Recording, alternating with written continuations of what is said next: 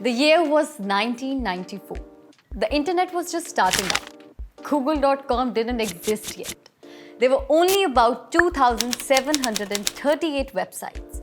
The web browser of choice was Netscape Navigator, followed by Web Explorer as a distant second.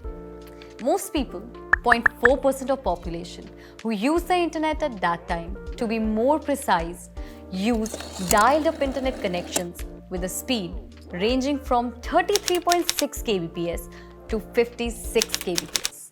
To put things into perspective, it would take you around 70 hours to watch this video in the highest resolution with a speed like that. At a time like this, a computer scientist by the name of Nick Szabo came up with an idea of smart contract.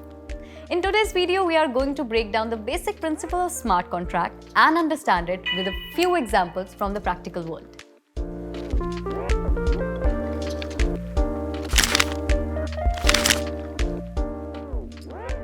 Nick Szabo, the creator of smart contracts, used the simple example of a vending machine for explaining how smart contracts work. Whenever we are putting our money in a vending machine, we get in an agreement with it, which is, if I give you X amount of money, then you will give me the snack. If I fail to give you the money the snack costs, it's no snacks for me. Simple if and then expressions coded on a blockchain are used in smart contracts. When predetermined requirements are satisfied and validated, the actions are carried out by a network of computers. It's impossible to break this contract no matter what, because it is fully automated, immutable, and distributed. But what does that mean? Immutable means that once anything is written on the contract, it cannot be modified anymore. Distributed means the entire contract is decentralized. No single machine is in charge of the contract. It is validated by everyone present on the network. Ethereum is currently the most popular general-purpose smart contract platform, but it is certainly not the only one. Cardano, EOS, and even Bitcoin sport smart contracts.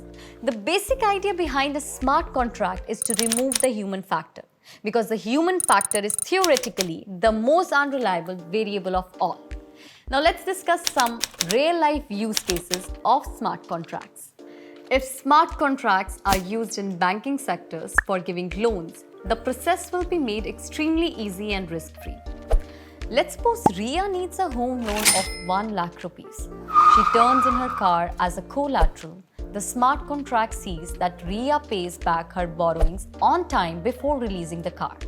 Moreover, the DLT technology of a smart contract checks whether Ria has any previous loans pending, her DTI to make sure that she qualifies for a loan, and makes the process as frictionless as possible by removing all the middlemen involved. Smart contracts allow every payment from lease to licensing, rent to security deposits, fees to maintenance to be automated using a secure system based on a secure code. Once the criteria are met, the recipient will receive their money. If the said criteria are not met, the smart contract will not release the money. To put it into perspective, smart contracts are laws written with computer codes. Smart contracts help bring trust and security to the transactions while significantly reducing the cost for the same. More importantly, they help legalize trust. We hope this video helped you develop a deeper understanding of smart contracts. If you have any questions regarding the same, please feel free to comment down below or connect with us on Twitter at Flint.money. If this new and smart money excites you, come explore ways to generate wealth through crypto.